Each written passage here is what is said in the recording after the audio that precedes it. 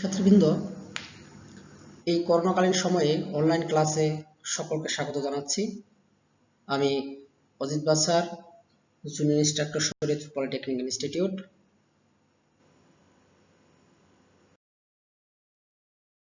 আজকে ইলেকট্রনিক্স ষষ্ঠ পর্বের বিষয় মাইক্রোকন্ট্রোলার এমবেডেড সিস্টেমের পঞ্চম অধ্যায় নিয়ে আমরা আলোচনা করব। আমাদের পঞ্চম অধ্যায় রয়েছে ইন্টেল 8051 মাইক্রোকন্ট্রোলারের অ্যাসেম্বলি ল্যাঙ্গুয়েজ।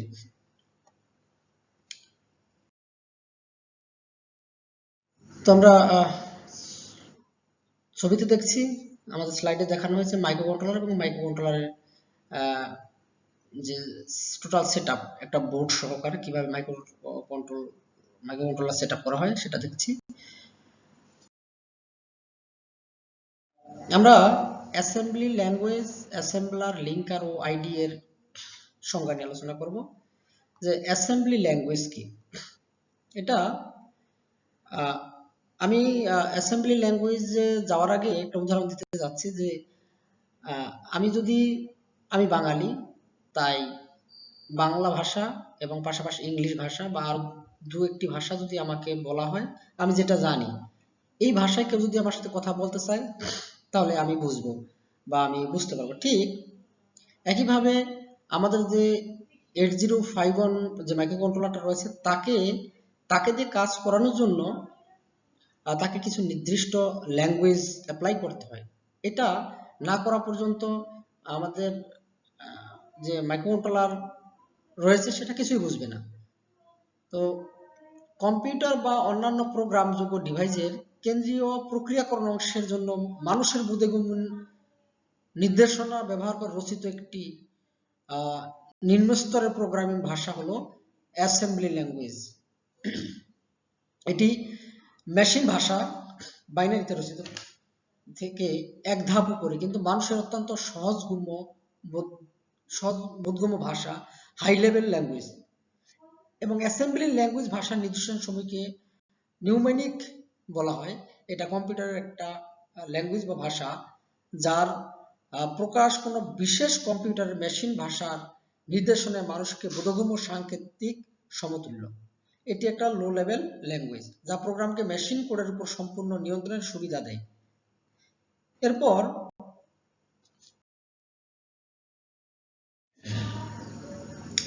আমরা যদি একটা আমাদের এই যে মাইক্রো কন্ট্রোলার সেই কিভাবে তার ভাষাটা বুঝতে পারে, তার একটা ফ্লোচার্টের মতো আমরা দেখিয়েছি যে একটা হার্ডওয়্যার থেকে আমরা এটাকে মেশিন ল্যাঙ্গুয়েজে কনভার্ট করি, যেটা বুঝতে পারে। তারপর এটাকে আমরা অ্যাসেম্বলি ল্যাঙ্গুয়েজ নিই। অ্যাসেম্বলি ল্যাঙ্গুয়েজটা আরো কনভার্ট করে হাই লেভেল ল্যাঙ্গুয়েজ তৈরি করা হয়েছে।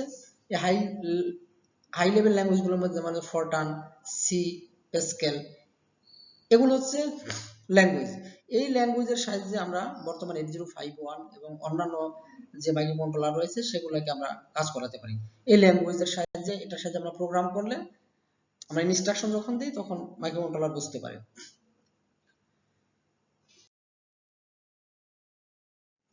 তো অ্যাসেম্বলার কি? অ্যাসেম্বলারটা হচ্ছে যে অ্যাসেম্বলি ভাষায় রচিত প্রোগ্রামকে সম্পাদনযোগ্য মেশিনের ভাষায় রূপান্তর প্রক্রিয়াকে অ্যাসেম্বলার প্রোগ্রাম বলা হয়। অর্থাৎ আমরা যেই ভাষাটা বা যে ল্যাঙ্গুয়েজটা আমরা তৈরি করব, যে ল্যাঙ্গুয়েজটার সাহায্যে আমরা মাইক্রোকন্ট্রোলারটাকে দিয়ে কাজ করানোর চেষ্টা করব, কিন্তু সেটাকে আমরা যে ডিভাইসের সাহায্যে আমরা কাজ করাবো তাকে বুঝাইতে হবে যে আমি একটা ডিভাইসকে এই ধরনের ইনস্ট্রাকশন দিছি। এটা অ্যাসেম্বলার আর সাহায্যে এটা বোঝানো হয় যে সে আমাদের হার্ডওয়্যারটা আছে, যে মেশিনটা আছে, এটাকে যে ইনস্ট্রাকশনটা দিয়ে বোঝানো হয়, এটা হচ্ছে অ্যাসেম্বলার।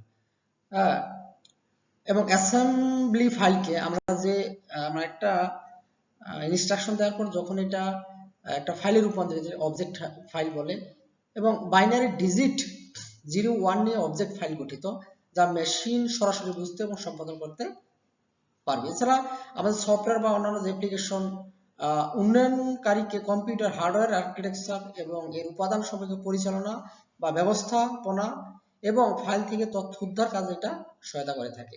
হ্যাঁ, যেমন 8051 মাইক্রোকন্ট্রোলার ASM51 এটা একটা জনপ্রিয় অ্যাসেম্বলার।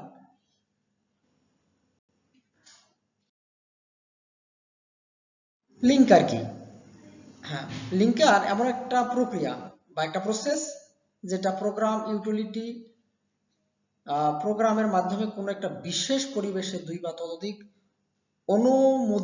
অনুবাদিত মেশিন ফাইল বা অবজেক্ট ফাইলকে সংযুক্ত করে স্ট্যান্ডার্ড লাইব্রেরি ফাংশনের রূপান্তর পূর্বক সম্পাদনের জন্য প্রোগ্রামে পরিণত করে। দেখ আমাদের এখানে ছবি দেওয়া আছে, আমরা ছবিটা যদি একটু ফলো করি যে কি কি আছে, যে লিঙ্কার, এই লিঙ্কারের সাথে কি কি, যেমন রান টাইম লাইব্রেরি থেকে এই লিঙ্কারে আমাদের তথ্য আসে এবং এখান থেকে আমরা এক্সিকিউট যে প্রোগ্রামটা দিয়ে আমরা কাজ করব এটা এক্সিকিউটিভ, মানে এখান থেকে এক্সিকিউট করতে পারি। এবং এখানে আরো কিছু কিছু মানে সোর্স থেকে আমাদের কিছু তথ্য আসে। হ্যাঁ, যেমন সোর্স ফাইল 3-4টা সোর্স ফাইল দেখানো হয়েছে। এই সোর্স ফাইলগুলো আবার অবজেক্ট ফাইলে তৈরি করতে হয়। এটা এই লিঙ্কারের সাহায্যে এসে এটা আমরা যে ফাইনাল যে প্রোগ্রামটা করি সেই প্রোগ্রামে আমরা এখানে নিয়ে আসতে পারি। একটা ইন্টিগ্রেটেড ডেভেলপমেন্ট এনভায়রনমেন্ট, এটাকে সংক্ষেপে আইডিই বলা হয়। এটা হচ্ছে সমন্বিত যে আমাদের প্রোগ্রামিং এর যে এনভায়রনমেন্ট আছে এর সংক্ষিপ্ত রূপ। এটা অ্যাপ্লিকেশন প্রোগ্রাম হিসেবে তৈরি করা থাকে। হ্যাঁ, এটি সোর্স কোড এডিটর বা একটা কম্পাইলার, একটা ডিবাগ এবং একটি গ্রাফিক্যাল ইউজার ইন্টারফেস নিয়ে এটা গঠিত। তাহলে কি কি থাকবে আমার আইডি এর ভিতরে? একটা থাকবে সোর্স কোড এডিটর, একটা কম্পাইলার, একটা ডিবাগ। যারা প্রোগ্রামিং সি সম্পর্কে ধারণা আছে তারা এই বিষয়গুলো অবশ্যই ভালোভাবে ক্যাপচার করতে পারবা তোমরা। হ্যাঁ, এই টোটাল 3 থেকে 4টা অপশনের সাহায্যে আমাদের এই আইডিটা আমরা গঠিত, এবং এটা প্রোগ্রাম সফটওয়্যার উন্নয়নের সমন্বিত সুবিধা প্রদান করে।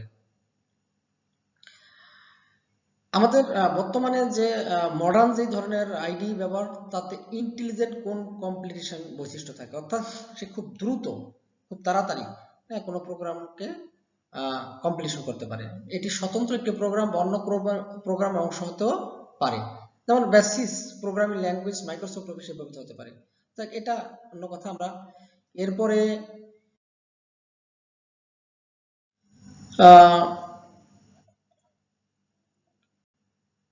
এটা আমরা অলরেডি বলে ফেলছি।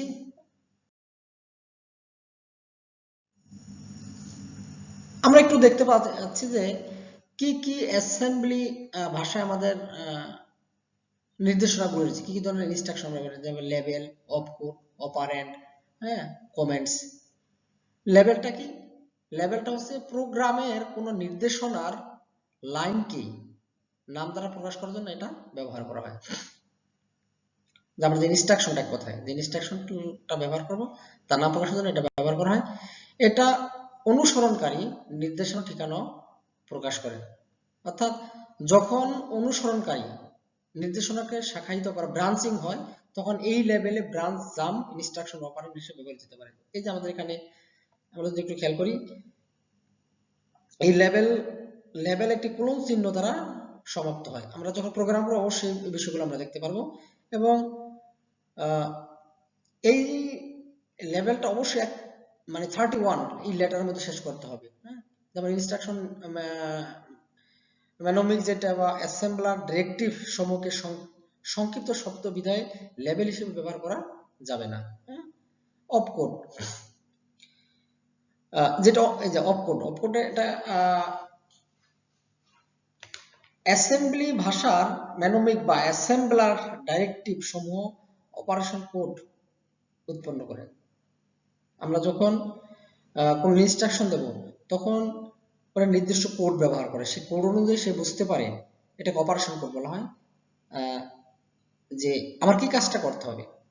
এবং এটা বলছে এটা নির্দেশনার বা ইনস্ট্রাকশনের একটা আবশ্যিক অংশ। এটি সিপিইউ কি করতে হবে তা প্রকাশ করে। আমি যেটা বললাম যে এই অপকোডের সাহায্যেই আমাদের যে প্রসেসর বা সিপিইউ যাই বলি আমরা, বা যেখানে এক্সিকিউট হয়, যেখানে কাজটা সম্পাদিত হয়, সেখানে সিপিইউ আমার মূল কাজটা করে, তাকে বলে দেওয়া হয় যে আমি এটা করতে চাই, যেমন অ্যাড, সাব, এরকম হইতে পারে।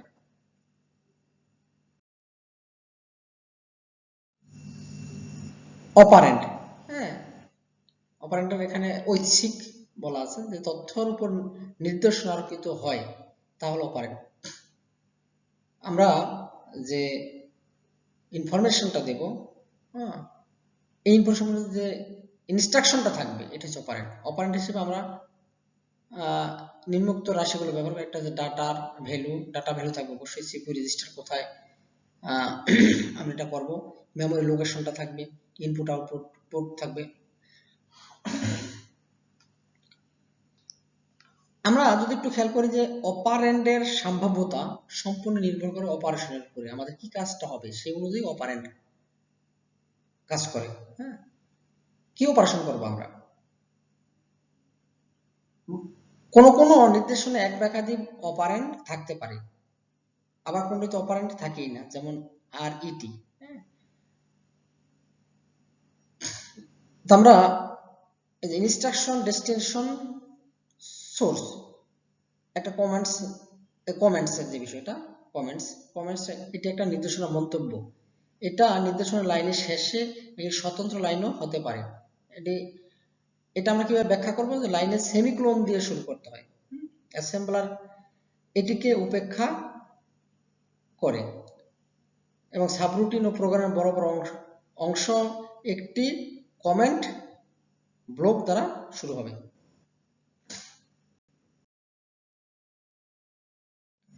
এই যে সিপিইউ ইনস্ট্রাকশন, হ্যাঁ, সিপিইউ ইনস্ট্রাকশনটা হচ্ছে যে আমরা সিপিইউ কে বুঝিয়ে দেব যে আমাদের কম্পিউটার কি কাজটা করবে।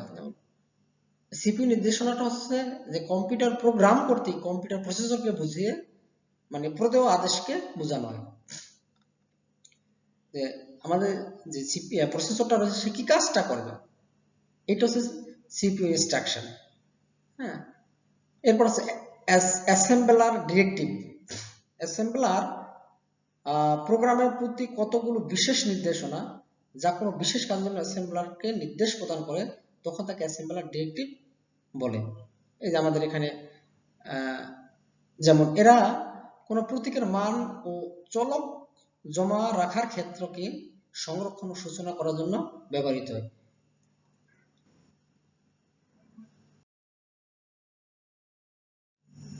H0 মাইক্রো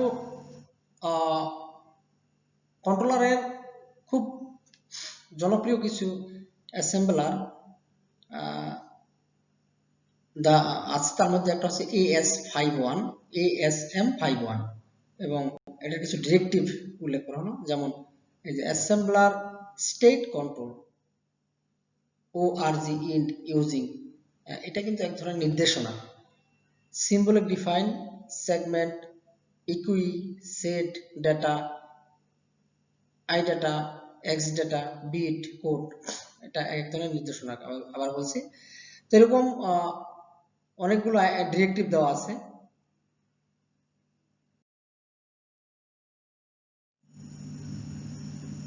এই যে আমরা অ্যাসেম্বলি প্রোগ্রাম তৈরি ও সম্পাদনের ধাপ, আমরা যদি অ্যাসেম্বলি ল্যাঙ্গুয়েজের সাহায্যে কোনো প্রোগ্রাম তৈরি করতে চাই, তাহলে আমাদের নিচের ধাপগুলো অবশ্যই অনুসরণ করতে হবে।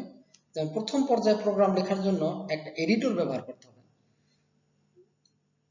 বর্তমানে প্রোগ্রাম লিখন ও সংশোধনের জন্য অনেক এডিটর বা ওয়ার্ড প্রসেসর আছে, অর্থাৎ যেখানে আমরা এই প্রোগ্রামটাকে আমরা লিখব, এটা হচ্ছে প্রোগ্রামের একটা এডিটর, যেখানে আমরা টাইপিং করতে পারি, লিখতে পারি।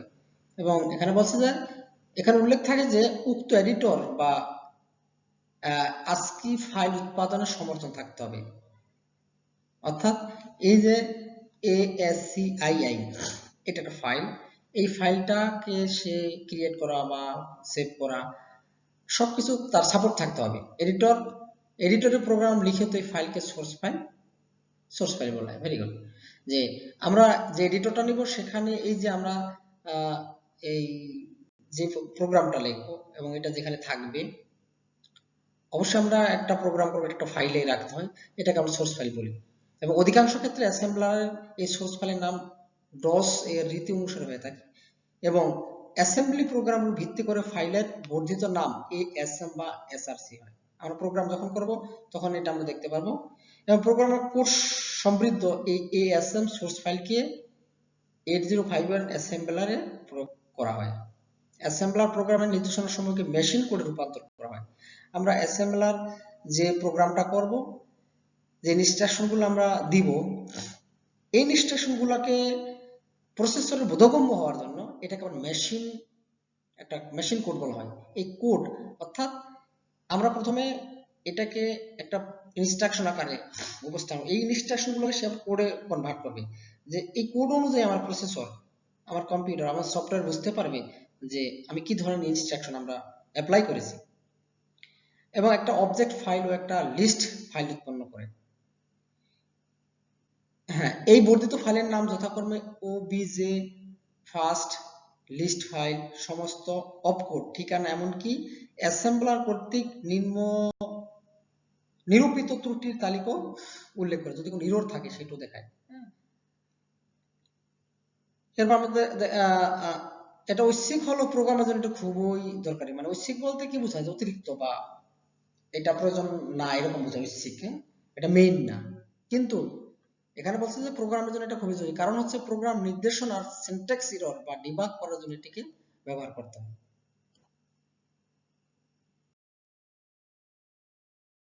এডিটর, এই যে প্রোগ্রাম এডিটর আমরা ব্যবহার করব। এই প্রোগ্রাম এডিটর হিসেবে মাইফেল, এই যে .asm, এটা একটা ফাইল। হ্যাঁ, ASM এটা ফরম্যাট, যেমন আমরা এক্সেল, ওয়ার্ড যখন আমরা সেভ করি তখন কিন্তু ডট দিয়ে একটাই থাকে, মানে এটা যে ফাইল টাইপ, কোন ধরনের ফাইলে এটা সেভ হইলো। তারপর অ্যাসেম্বলার প্রোগ্রাম, এইটা এই যে আবার মাই ফাইল ফার্স্ট এটা ফাইল টাইপ, অর্থাৎ এখানে আমরা প্রোগ্রামটা অ্যাসেম্বলার, এখানে প্রোগ্রামটা অ্যাসেম্বলার, এখানে প্রোগ্রামটা লেখা হয়। এখান থেকে আবার মাই ফাইল .abs এই ফরম্যাটে চলে আসে, এবং লিঙ্কার প্রোগ্রাম, ওই যে আমরা লিঙ্ক আপ করার জন্য এখানে প্রোগ্রাম লিখতে হবে। তারপরে আছে যে মাই ফাইল .obj, এই ফরম্যাটে আবার OH প্রোগ্রাম তৈরি করা হয়, এটা মাই ফাইল হেক্সাতে কনভার্ট করা হয়। এবং ফাইনালি এক্সিকিউটেবল বলা আছে এখানে। প্রোগ্রামটা মানে যখন মানে ফাইনাল হয়ে যায়, একদম নির্ভুল, কোনো এরর থাকবে না, তখন এক্সিকিউট করতে হয় আমাদের। যে আমাদের আউটপুটটা দেখতে হয়, যে আউটপুটটা আমি যে অনুযায়ী প্রোগ্রামটা ডিজাইন করেছি সেভাবে কি আউটপুট আমি পাচ্ছি কিনা।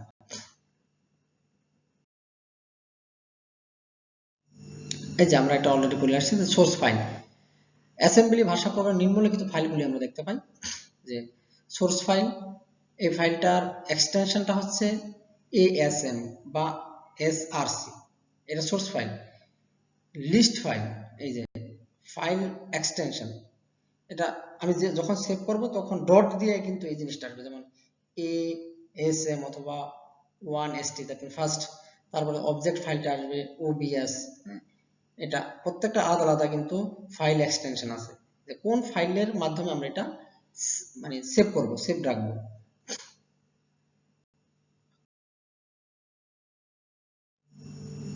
আমাদের এখানে একটা যে প্রোগ্রামের ধাপটা আমরা শিখলাম, এখন প্র্যাকটিক্যালি আমরা একটা প্রোগ্রাম আমরা দেখব। এখানে 8051 পরিবারের সদস্য, তাদেরকে মেমোরি অ্যাড্রেস 00 থেকে শুরু করে যখন বিদ্যুৎ শক্তি প্রয়োগ করা হবে তখন প্রোগ্রাম কাউন্টার পিসি এর মান 00। আমরা একটা জিনিস খেয়াল রাখবো, আমরা যখন কোনো কিছু একটা প্রোগ্রাম করে যখন ইনস্ট্রাকশন দিই তখন আমাদের সেগুলো প্রোগ্রামটা কাউন্ট করতে হয় লাইন বাই লাইন, সেখানে কয়টা লাইন ইউজ করছি, কয়টা ইনস্ট্রাকশন ইউজ করি, এগুলো সব কিন্তু কাউন্ট করতে হয়। যেহেতু বুটিং এর সময় 8051 প্রথম নির্দেশনাটি খুঁজে প্রথম যে ইনস্ট্রাকশন দেওয়া হয় সেটা সে সার্চ করে, তাই রমে প্রোগ্রাম জমা করার সময় অপকোডটি মেমোরির 00H ঠিকানায় জমা করা হয়। যেহেতু আমরা একটা প্রোগ্রাম লেখার পর যখন আমরা লোড করি, আমরা যখন সেভ করি বা প্রসেসরে লোড করি, তখন প্রথম ইনস্ট্রাকশনটা 00 একদম ফার্স্ট যে অ্যাড্রেসটা আছে, প্রথম অ্যাড্রেসটা এসে সেভ হবে। কারণ সেখান থেকে কিন্তু আমাদের যখন প্রোগ্রাম এক্সিকিউট হয়, যখন সার্চ হয়, তখন কিন্তু আমাদের মাইক্রোকন্ট্রোলারটা সেই প্রথম যে অ্যাড্রেসটা আছে সেখান থেকে কিন্তু সে সার্চ করা শুরু করে, এবং এই কাজটি সোর্স প্রোগ্রাম AORG নির্দেশনা দ্বারা করা যাবে। 80 মাইক্রোকন্ট্রোলার শক্তি প্রয়োগের ধাপে ধাপে এর কাজের জন্য নিচে একটা অ্যাসেম্বলি ল্যাঙ্গুয়েজে একটা প্রোগ্রাম দেখানো হয়েছে। এই যে যেমন ORG স্টার্ট, আর কি স্টার্ট হলো 0OS, এরপর মুভ, একটু যদি আমরা খেয়াল করি যে স্টার্ট অরিজিন এট মানে 0 থেকে স্টার্ট করলো, একটু খেয়াল করি আমরা, তারপর মুভ R5 হ্যাশ 25H, এটা হেক্সা কোডে, হ্যাঁ হেক্সাতে, যেমন লোড 25H ইন্টু R5, হ্যাঁ এইটা এই ভ্যালুটা এই R5 এ মুভ হবে। তারপরে মুভ R7 হ্যাশ 35, লো এখানে আমাদের ব্যাখ্যা করা আছে, লোড 34H, হ্যাঁ এটা একটা ভ্যালু, ইনটু R7, এটাই যে R7, আর কিন্তু এটা কিন্তু আমাদের রেজিস্টার সেকশন। এটা হচ্ছে অ্যাকুমুলেটর, যে মুভ হ্যাশ 0, এই যে load 0 into a means accumulator, add করবে, একটু খেয়াল করি আমরা দুইটা ডাটা আনার পরে এই যে অ্যাড R5, অর্থাৎ অ্যাকুমুলেটরের ভিতরে যে ডাটাটা আর R5 এর ভিতরে যে ডাটাটা, এই দুইটা অ্যাড করবে, add contents or R7 to A, অর্থাৎ আমি প্রথমে কি করছি যে এর ভিতরে একটা ভ্যালু আনছি, তার আগে আমরা R5 এর ভিতরে একটা ভ্যালু আনছি, ওকে ফাইন, নিয়ে আসলাম, নেওয়ার পরে এই আমরা অ্যাড যে ইনস্ট্রাকশনটা আছে, অ্যাড দেওয়ার সাথে সাথে আমাদের মাইক্রোকন্ট্রোলার বুঝতে পারবে যে আমাকে এখন ওই দুইটার জায়গায়, অর্থাৎ অ্যাকুমুলেটর আর রেজিস্টারে আমাদের যে ডাটা রাখা হয়েছে সেই ডাটা দুটো আমার যোগ করবে। এরপরে অ্যাড R7, অর্থাৎ R7 এর যে ডাটা এবং এর যে ডাটা, অ্যাকুমুলেটরের যে ডাটা, এই দুইটা আমার যোগ হবে। একই কথা এখানে বলা আছে। তারপরে আছে যে as a jump, stay in this loop, এই লুপে আমাদের জাম্প হবে, এরপরে লাস্ট ইন্ড, অর্থাৎ প্রোগ্রামটা আমাদের শেষ হয়ে গেল। এরপর আমরা যদি এক্সিকিউট করি, আমরা যে ফলাফলটা দেখতে চাই, আমরা আমাদের যে মাইক্রোকন্ট্রোলার সেখানে বসে আমরা এটা দেখতে পারবো। অ্যাসেম্বলি ল্যাঙ্গুয়েজ এখানে A0002, এখানে 7 এর কোডটা লোড হবে।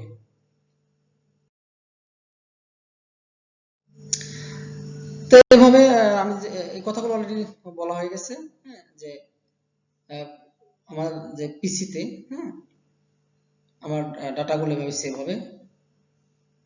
এখানে একটু বলা আছে লাস্টে 5 নাম্বার একটা কথা বলা আছে, 8051 পরিবারের কোন সদস্য 64 অর্থাৎ 64 কিলোবাইটের বেশি অফ কোড অ্যাক্সেস করতে পারে না। এর চেয়ে বড় হলে তখন সে আর নেবে না, এরর দেখাবে অনেক সময়, হ্যাঁ, বা এক্সিকিউট হবে না।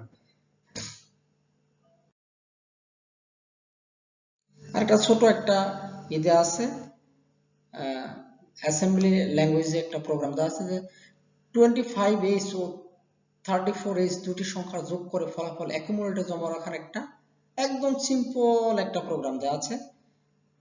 তোমরা যদি একটু খেয়াল করো যে আমরা প্রথম কি কাজটা করি, যে আমরা দুইটা ডাটা একটা জায়গায় নিয়ে আনতে হবে, আনার পর ওই দুটো ডাটাকে আমরা লাস্ট একটা ইনস্ট্রাকশন দিয়ে আমরা একটা কমান্ড দেবো, যে কমান্ডে তারা যোগ হয়ে যাবে। একটু খেয়াল করি, এই যে প্রথমে কি আছে, যে মুভ এ হ্যাশ, হ্যাশ দ্বারা বোঝানো হয় এটা ডাটা 25 হেক্সা কোডের যে ডাটা আছে 25 হেক্সা কোডে, কিন্তু এটা এই 25 ডাটাটা আমরা কল করলাম, কল করে নিয়ে আমরা অ্যাকুমুলেটরে নিয়ে আসলাম। অ্যাকুমুলেটর যদি 00 থাকে তাহলে এই ডাটাটা অ্যাকুমুলেটরে আমার লোড হবে। একটু খেয়াল করি, এই 25H এই যে ডাটাটা আছে এই ডাটাটা অ্যাকুমুলেটরে লোড হয়ে গেল, মুভ হয়ে গেল। লোড বলি হ্যাঁ, এখানে সরাসরি যে লোড বলা আছে, এই যে লোড বলা আছে এখানে লোড হলো। তার মানে আমরা অ্যাকুমুলেটরে এখন কি পেলাম, আমরা অ্যাকুমুলেটরে আমরা 25H এই ডাটাটা আমরা পেলাম। আগে 0 ছিল, এখন এটা নিয়ে আসলাম। এবং অবশ্যই আমরা যোগ করতে হলে দুইটা ভ্যালু দরকার হয়, একটা ভ্যালু কখনোই যোগ করার কোনো সুযোগ নেই। হ্যাঁ, একটা ভ্যালু হলে এটার সাথে 0 যোগ করে, 0 কিন্তু একটা ভ্যালু, মনে রাখতে হবে। তার মানে কি দুইটা প্রয়োজন আছে, দুইটা জিনিস প্রয়োজন আছে। হ্যাঁ, দুইটা ডাটা বা দুইটা সংখ্যা ছাড়া আমরা কিন্তু যোগ করার কোনো সুযোগ নেই। তো আমরা একটা সংখ্যা পেলাম, যে অ্যাকুমুলেটরের সংখ্যা নিয়ে আসলাম। আরেকটা কি করছি আমরা, হ্যাশ 34 এর যে ডাটাটা আছে এই ডাটাটা আবার আমরা মুভ করে নিলাম R2 তে। এখন আমরা যদি আলটিমেটলি A এবং R2 যোগ করি, কিভাবে যোগ করবো, আমার মুখের কথা কিন্তু যোগ হবে না। এজন্য অ্যাড ইনস্ট্রাকশন দেওয়া আছে, অ্যাড ইনস্ট্রাকশন। এই অ্যাড ইনস্ট্রাকশনে মাধ্যমে ওই যে দুই জায়গায় আমরা অ্যাকুমুলেটর এবং রেজিস্টারের ভিতরে R2 যে রেজিস্টারটা আছে, রেজিস্টার না, এখানে চলন্ত হবে রেজিস্টার।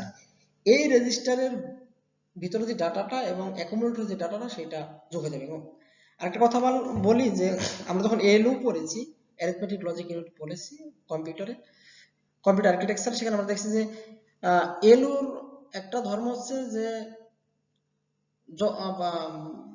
লজিক্যালি কাজ, ম্যাথমেটিক্যাল কাজ করার পরে সেই রেজাল্টটা অটোমেটিক্যালি আবার অ্যাকুমুলেটরে কিন্তু জমা হয়। যেমন আমরা অ্যাকুমুলেটর থেকে কিন্তু 25H এই ডাটাটা নিয়ে আসছি, বাট এই 25 ডাটাটা যখন আমি অ্যাড করে ফেলবো তখন কিন্তু আর 25 ডাটাটা থাকবে না, সেখানে আলটিমেটলি 25 এবং 32H একসাথে যোগ করার পর যা হবে, যে রেজাল্টটা হবে, এটা এই যে একটা নির্দেশনা আছে A = A + R2, that means এই A + R2 এই ভ্যালুটা অ্যাকুমুলেটরে জমা হবে। তো আমরা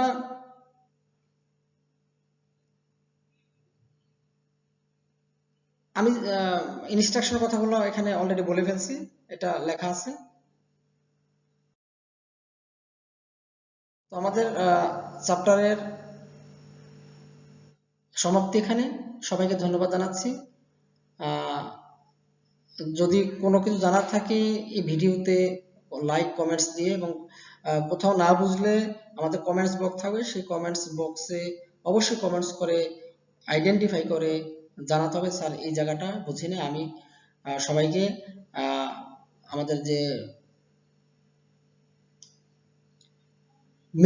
জুম মিটিং যে সফটওয়্যার আছে, আমরা সেই সফটওয়্যারে যুক্ত হয়ে আমি প্রয়োজনে সেখানে সবাইকে বুঝিয়ে দেওয়ার চেষ্টা করব। তো সবাইকে ভিডিওটা দেখার জন্য অসংখ্য ধন্যবাদ জানাচ্ছি।